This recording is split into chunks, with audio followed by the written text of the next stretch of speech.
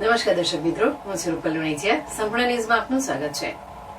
બનાસકાંઠા જિલ્લાના મહાકાલ સેના પ્રમુખ શૈલેન્દ્રસિંહ વાઘેલાના અધ્યક્ષસ્થાને કાંકરેજ તાલુકાના રાનેર શિવશંકર ભગવાનના મંદિરમાં મીટિંગ યોજાઈ હતી, જેમાં સૌથી અગત્યની બાબત વિશે વાત કરીએ તો રાજકોટ લોકસભા બેઠકના ભાજપના ઉમેદવાર પુરુષોત્તમ રૂપાલાની એક સભા યોજાઈ હતી, જેમાં રાજપૂત સમાજની ખાનદાની વિશે ટીકા ટિપ્પણી કરી અભદ્ર ભાષાનો ઉપયોગ કરવામાં આવ્યો હતો, જેનો વિડીયો વાયરલ થતા સમગ્ર ગુજરાતના રાજપૂત સમાજ રોષે ભરાયો છે અને હવે ઠેર ઠેર રાજપૂત સમાજના અગ્રણીઓ, યુવાનો, વડીલો સહિત મહિલાઓ પણ રૂપાલાની ટિકિટ રદ કરવાની માંગ બુલંદ બની રહી છે અને હવે મહાકાલ સેના મેદાને ચડીને પુરુષોત્તમ રૂપાલાની ટિકિટ રદ કરવાની માંગણી સાથે ટૂંક જ સમયમાં વિશાળ રેલી યોજીને એક સભાનું આયોજન કરી ગામડે ગામડે ફરીને રાજપૂત સમાજ સહિત અન્ય સમાજોને પણ સાથે રાખીને જ્યાં સુધી રૂપાલાની ટિકિટ રદ કરવામાં નહીં આવે ત્યાં સુધી ભારતીય જનતા પાર્ટીના કાર્યકરો કે નેતાઓને રાજપૂતોના ગામડાઓમાં ઘૂસવા નહીં દેવાય.